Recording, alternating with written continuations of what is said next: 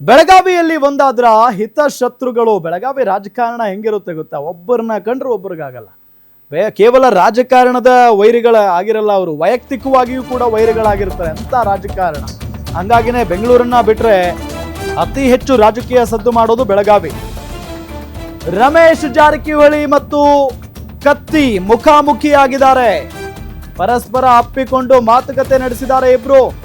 ಬೆಳಗಾವಿಯಲ್ಲಿ RSS ಕಾರ್ಯಕ್ರಮದಲ್ಲಿ ಮಾತುಕತೆ ನಡೆಸಿದ್ದಾರೆ. ಹುಕ್ಕೇರಿ ಕೆಇಬಿ ಹಾಗೂ DCC ಬ್ಯಾಂಕ್ ಎಲೆಕ್ಷನ್ ನಲ್ಲಿ ಹೋರಾಟ ಆಗಿತ್ತು. ತೀವ್ರ ಪೈಪೋಟಿಯನ್ನ ನಡೆಸಿದ್ರು ಜಾರಕಿಹೊಳಿ ಮತ್ತು ಕತ್ತಿ ಫ್ಯಾಮಿಲಿ.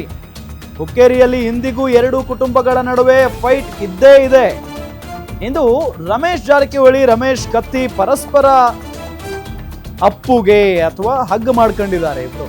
ಬೆಳಗಾವಿ ಜಿಲ್ಲಾ ರಾಜಕೀಯದಲ್ಲಿ ಹೊಸ ಚರ್ಚೆ ಶುರುವಾಗಿದೆ ಈಗ. ಮತ್ತು ಆ ವಿಡಿಯೋ ನೋಡಿದ್ರೆ ಹೇಳ್ಬೋದು ಬಹಳ ಜೆನ್ಯೂನ್ ಆಗಿದ್ದಾರೆ. ಏನೋ ಸುಮ್ಮನೆ ಮಾತಾಡಬೇಕು ಅಂತ ಏನಿಲ್ಲ, ಮಾತಾಡಬೇಕು ಅನ್ನೋ ಥರ ಏನಿಲ್ಲ. ಖುಷಿಯಾಗೇನೆ ಇದ್ದಾರೆ, ಪರಸ್ಪರ ಅಪ್ಕೊಂಡಿದ್ದಾರೆ. ನೋಡಿ ಅಲ್ಲಿ ಆ ದೃಶ್ಯನ.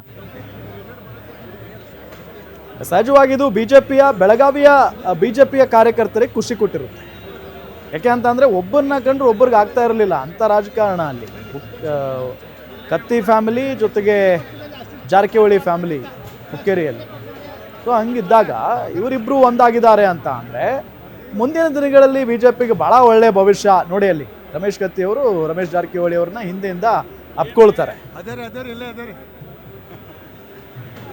ಸೊ ಹಂಗಾಗಿ ಮುಂದಿನ ದಿನಗಳಲ್ಲಿ ಬಿಜೆಪಿಗೆ ಒಳ್ಳೆ ಭವಿಷ್ಯ ಇದೆ ಬೆಳಗಾವಿ ರಾಜಕಾರಣದಲ್ಲಿ ಅಂತಲೇ ಹೇಳ್ಬೋದು. ಯಾಕಂತಂದರೆ ರಮೇಶ್ ಜಾರಕಿಹೊಳಿಯು ಕೂಡ ಪ್ರಭಾವಿ ನಾಯಕ ಆ ಭಾಗದಲ್ಲಿ, ಜೊತೆಗೆ ರಮೇಶ್ ಕತ್ತಿಯವರು ಕೂಡ ಅಷ್ಟೇ.